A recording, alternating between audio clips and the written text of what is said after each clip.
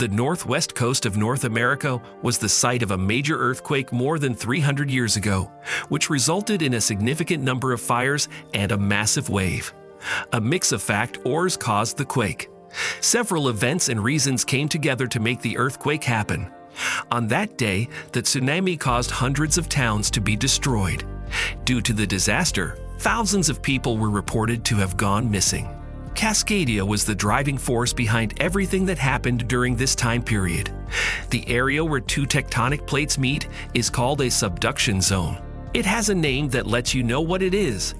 Every 250 years, Cascadia goes through a change that causes an earthquake with a magnitude of more than 8. Cascadia's turn has come once more, as you are well aware. This time, the earthquake will have a magnitude of more than 10. How can we tell when a threat is coming up behind us? Before an earthquake, it is not unusual for there to be strange light flashes in the sky or small tremors in the area around the volcano. These events may be caused by the upcoming earthquake. However, there are unique conditions that lead to lying volcano explosions. Geologists only recently became aware that the zone posed a threat in the last few light years of the previous century. Due to the fact that there were no warning signs and no smaller earthquakes, this happened. Later, they realized that the Juan de Fuca plate, which was supposed to move easily beneath the North American plate as it fell beneath it, had instead become caught. This is the conclusion that they came to. The pressure between the plates is building, and finally all of the energy that has been stored will be released. When the pressure hits a particular level, this will occur. According to the results of a recent study done by researchers at Oregon State University, the likelihood that a significant earthquake will occur within the next 50 years is equal to 1 in 2. In addition, they made a prediction regarding the ability of an earthquake to occur in the states of Wyoming and Washington. Additionally, this term includes the states of Northern California, Idaho, and Montana. No one can be sure when the next big earthquake in Cascadia, which will have a magnitude of 9 or higher, will happen. However, residents of the region are highly advised to always be ready and aware of their surroundings. In the Cascadia region, earthquakes happen often. This chance will only be available for a short amount of time. Suppose you pay attention to the fact that right before an earthquake, dogs will start to howl and mice will start to run away. If so, you can prevent losing your life in the next shaking. This is a widely known fact. After 30 seconds, the response of these species shows that the first earthquake wave has passed. The species in question is capable of detecting these vibrations after they have passed, in spite of the fact that we are unaware of their existence. There will be an earthquake, and residents of Montana and Wyoming, 2 states farther away from Cascadia, will have about 6 minutes to move as far east as they can before the quake hits. If they go in the opposite way, the edge of the tectonic plate will sink, which will cause a tsunami that is 960 kilometers long and moves at 19 kilometers per hour. They shouldn't go any further with this man. They tried to find safety on land that was even higher. Many of them were left without shelter or food when the tsunami hit as a result of the earlier earthquake, which had been caused by a similar geological fault in 1700.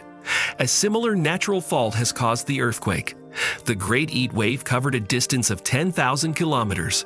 Because no one knew for sure what caused the tsunami, the Japanese referred to it as the orphan tsunami. On the other side, this plan won't allow for any kind of romantic image. How should one react in the event that a large earthquake hits the Cascadia region and results in the destruction of thousands of homes, in addition to a number of catastrophic earthquakes, landslides, and dam failures? The destruction of thousands of homes will result from the earthquake. Before you can use this survival kit, you will need to stay safe in your own home while the shaking happens. To do this, you must first move any large or heavy items that are in your way to lower shelves or the floor. After that, you will need to get rid of everything that could fall on you. The government wants everyone to follow the so-called 2 weeks ready protocol. This protocol says that each household should have enough food, clothes, and medicine to live in harsh conditions for a period of 2 weeks while they wait for help. Why is it so important to do so? The terrible earthquake that took place in Northridge, California in 1994 was significantly influenced by loose debris. Numerous people lost their lives as a result of this earthquake, and hundreds more were hurt.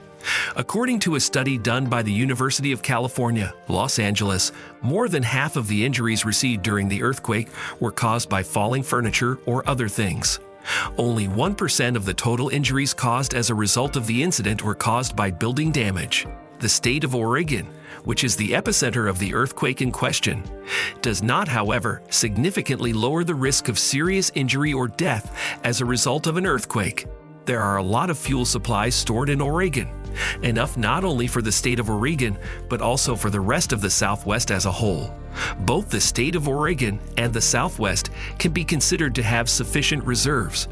You can't stop though, because if you do, the gas tanks in Washington will get damaged and start leaking fuel. If the fuel tanks are damaged, even the smallest spark will be enough to start a fire.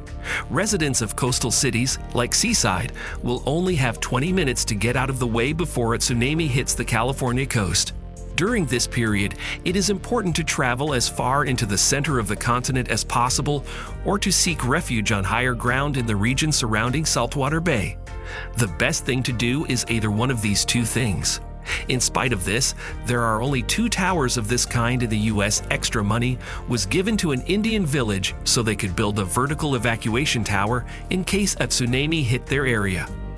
There is a chance that the number of people who perished as a result of the tsunami event will exceed 70,000.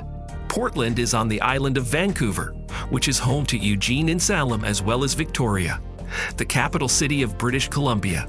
The current state of events may give the impression that things can't get any worse. But what if they actually do it? What if the mistake that was made in Cascadia is not the point at which the story reaches its conclusion? It's possible that the disaster in Cascadia is just the start of a chain reaction that will have effects all over the world. The fault that runs through San Andreas is likely something you've heard of.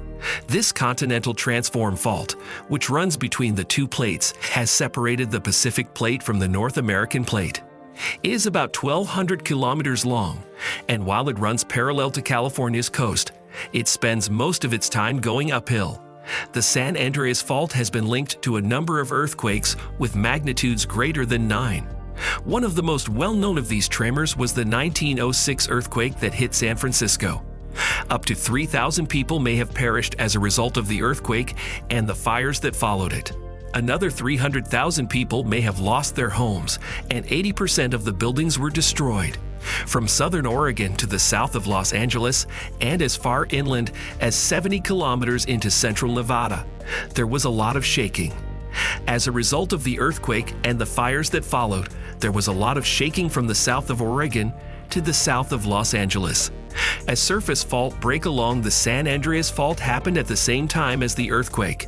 Even though fault strike slip displacements of up to 8.5 meters were found, the most important finding is still the following.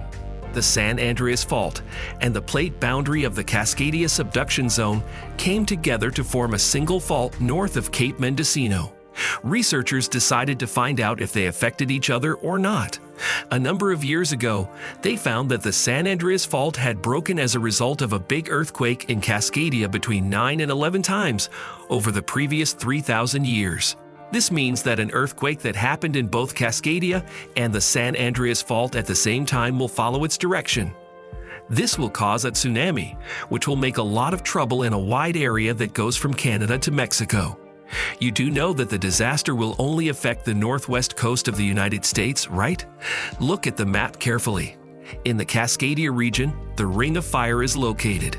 A number of these volcanoes, including Yellowstone, whose major eruption would have the same force as 1,000 Hiroshima atomic bombs going off every second, are better left alone. Some of these volcanoes are dangerous and should be totally avoided. How do you feel about the video? Tell us in the comments section. Be sure to like and subscribe to the station before leaving if you liked this video. Thank you for watching.